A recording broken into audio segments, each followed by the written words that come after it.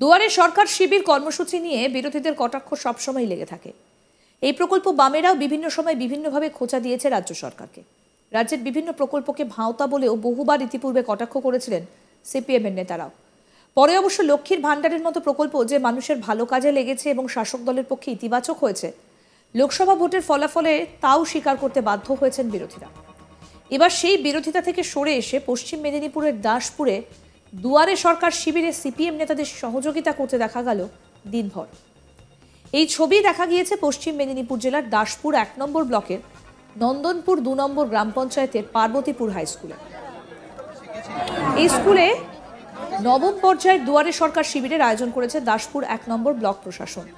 এই শিবির থেকে সাধারণ মানুষের জন্য লক্ষ্মীর ভাণ্ডার, স্বাস্থ্যসাথী, বার্ধক্য ভাতা, বিধবা ভাতার মতো আরও একাধিক সরকারি প্রকল্পের নাম নথিভুক্তকরণ থেকে বিভিন্ন সরকারি পরিষেবা সরাসরি প্রদান করা হয়। নবম পর্যায়ে দুয়ারে সরকার শিবিরে ৩৭টি প্রকল্প রাখা হয়েছে। শিবিরের সাধারণ মানুষের ভিড় ছিল একেবারে চোখে পড়ার মতো।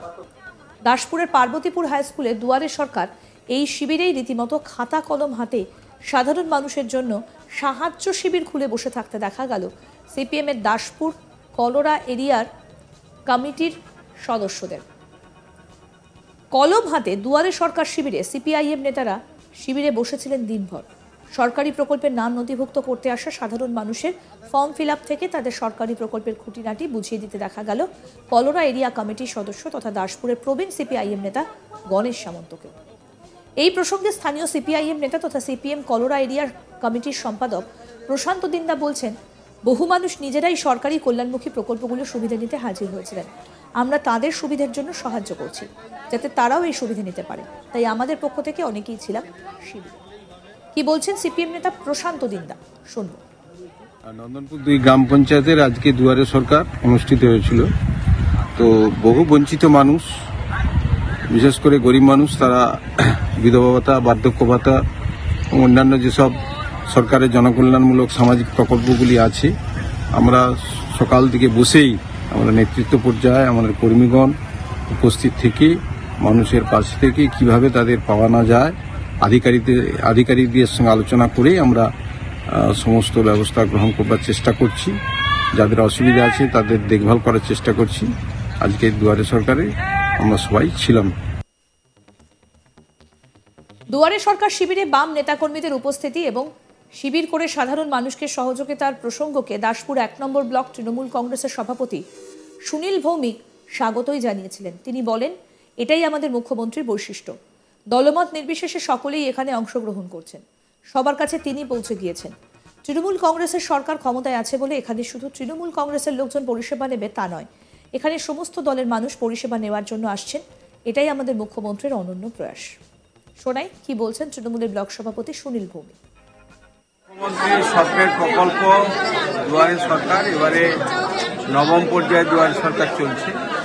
এখানে মুখ্যমন্ত্রী মমতা বন্দ্যোপাধ্যায় সমস্ত মানুষের কাছে আবেদন জানিয়েছেন, যার যেখানে যে সমস্ত অসুবিধা আছে ৩৭টি প্রকল্পের মধ্য দিয়ে আমাদের এবারে দুয়ারে সরকার সমস্ত মানুষের কাছে উন্নয়নের সমস্ত পৌঁছে দেওয়ার চেষ্টা করছে।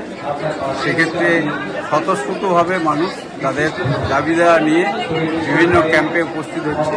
নন্দনপুর ২ গ্রাম পঞ্চায়েতের বিভিন্ন এলাকা থেকে মানুষ এই সুবিধা পাওয়ার জন্য তারা এখানে উপস্থিত হচ্ছে। এই ক্যাম্পে দেখা যাচ্ছে সিপিআইএম এর নেতারাও সহযোগিতা করছে, ফর্ম ফিল আপ থেকে বিভিন্ন সহযোগিতা করছে। এটাই মুখ্যমন্ত্রীর বৈশিষ্ট্য যে সমস্ত মানুষকে এখানে দলমত নির্বিশেষে সবার কাছে তিনি পৌঁছে গেছেন, সবার কাছে আবেদন করেছেন, সবাই এখানে অংশগ্রহণ করছে। এখানে তৃণমূল কংগ্রেস সরকারের ক্ষমতায় আছে বলে শুধুমাত্র তৃণমূল কংগ্রেসের লোকরাই এই পরিষেবা দিলে তা নয়, এখানে সমস্ত দলের মানুষ পরিষেবা নেওয়ার জন্য এখানে আসছে। এটাই আমাদের মুখ্যমন্ত্রী মমতা বন্দ্যোপাধ্যায় অনন্য প্রয়াস। এই প্রয়াস আজকে সারা পশ্চিমবাংলা ছাড়িয়ে ভারতবর্ষের বিভিন্ন যে আজকে পরিকল্পনাগুলো আছে তার সঙ্গে দুয়ারে সরকার আজকে তুলনা করে আজকে দৃষ্টান্ত স্থাপন করে। অতীতে লক্ষ্মীর ভাণ্ডার, স্বাস্থ্যসাথীর মতো সরকারি প্রকল্পকে কটাক্ষ করতে শোনা গিয়েছে বিরোধীদের। এই দুয়ারে সরকার শিবির নিয়েও বিস্তর অভিযোগ, কটূক্তি করা হয়েছিল বিরোধীদের থেকে।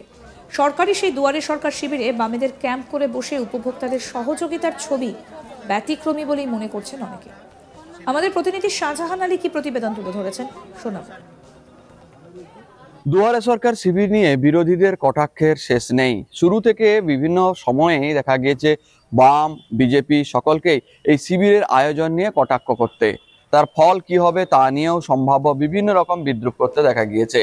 সিপিআইএম থেকে কংগ্রেস এবং বিজেপি সকলেই একযোগে বিরোধিতা করতে দেখা গিয়েছে বিভিন্ন প্রকল্পকে কটাক্ষ করে। এবার এর উল্টো চিত্র দেখা গেল পশ্চিম মেদিনীপুরে। পশ্চিম মেদিনীপুরের দাসপুরের পার্বতীপুর উচ্চ বিদ্যালয়ে আয়োজিত এই দুয়ারে সরকার শিবিরে রীতিমতো সকাল থেকে চেয়ার টেবিল পেতে এই শিবিরে আগত লোকজনকে সরকারের কর্মীদের পাশাপাশি সিপিআইএম এর নেতাদের দেখা গেল সহযোগিতা করতে। সকাল থেকেই এই সমস্ত লোকজনকে উৎসাহিত করলেন সরকারি সুবিধাগুলো পেতে। উল্লেখ করা যায় পশ্চিম মেদিনীপুরে গত অন্যান্য রাজ্যের অন্যান্য স্থানের সঙ্গে গত কয়েকদিন ধরেই এই দুয়ারে সরকার শিবির শুরু হয়েছে। সেই শিবিরে পার্বতীপুর উচ্চ বিদ্যালয়ে সকাল থেকে কয়েক হাজার মানুষ ভিড় করেছিলেন। বিভিন্ন কাউন্টার থেকে ফর্ম সংগ্রহ করে তা পরিষেবা নেওয়ার জন্য তারা লাইনও দিয়েছিলেন, কিন্তু এই ফর্ম সহজে পূরণ করে জমা দেওয়াটা তাদের কাছে খুব সহজসাধ্য ছিল না।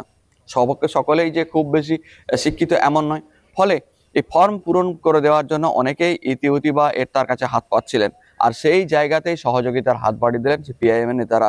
সকাল থেকেই চেয়ার টেবিল পেতে সেই পার্বতীপুর উচ্চ বিদ্যালয় চত্বরে তারা দীর্ঘক্ষণ বসে কয়েক হাজার মানুষের ফর্ম পূরণের সহযোগিতা করে দিলেন। কোন কাউন্টারে যেতে হবে, কি করতে হবে, কিভাবে সে সুবিধা পেতে পারে, আর কি কি সুবিধা নিতে পারে, সে সমস্ত বিষয়ে পরামর্শ দিলেন।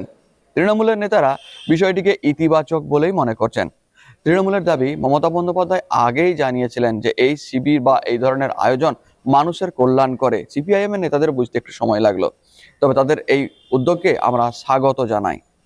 এই ধরনের চিত্র নিয়ে অবশ্য অনেকেই বিরল চিত্র বলেই মনে করছেন। সিপিআইএম এর দাবি, বহু মানুষ এসেছিলেন এই শিবিরে। এই শিবিরটি সরকারি কোনো রাজনৈতিক দলের নয়, তাই তাদের হাত বাড়িয়ে দিতে কোনো অসুবিধা নেই। তারা সকলে মিলেই এই শিবিরে সহযোগিতা করার জন্য গ্রামবাসীদের হাত বাড়িয়ে দিয়েছিলেন। সকাল থেকে বহু সিপিআইএম এর নেতাকর্মী তারা সহযোগিতা করেছেন গ্রামবাসীদের ফর্ম পূরণ করে দিতে। সকলেই যাতে এই সুবিধা নিতে পারে তার জন্যই এই উদ্যোগ বলে সিপিআইএম এর নেতারা দাবি করেছেন। দুয়ারে সরকার শিবির আর সেই শিবিরকে নিয়ে কটাক্ষ বিরোধীদের সবসময় লেগে থাকে। এই প্রকল্প বামেরাও বিভিন্ন সময় বিভিন্নভাবে খোঁচা দিয়েছে রাজ্য সরকারকে। রাজ্যের বিভিন্ন প্রকল্পকে ভাওতা বলেও বহুবার ইতিপূর্বে কটাক্ষ করেছিলেন সিপিএম এর নেতারা। পরে অবশ্য লক্ষ্মীর ভাণ্ডারের মতো প্রকল্প যে মানুষের ভালো কাজে লেগেছে এবং শাসক দলের পক্ষে ইতিবাচক হয়েছে, লোকসভা ভোটের ফলাফলে তাও স্বীকার করতে বাধ্য হয়েছেন বিরোধীরা। এবার সেই বিরোধিতা থেকে সরে এসেছেন সিপিএম নেতারা। দাসপুরে সেই ছবি দেখা গেল। আরও আপডেট পেতে দেখতে থাকুন আজ তাক বাংলা। সাবস্ক্রাইব করুন, নোটিফিকেশন পেতে বেল বাটন অপশন প্রেস করুন, হোয়াটসঅ্যাপে ফলো করুন আজ তাক বাংলা, ভিডিওটা লাইক করুন, শেয়ার করুন, কমেন্ট করুন।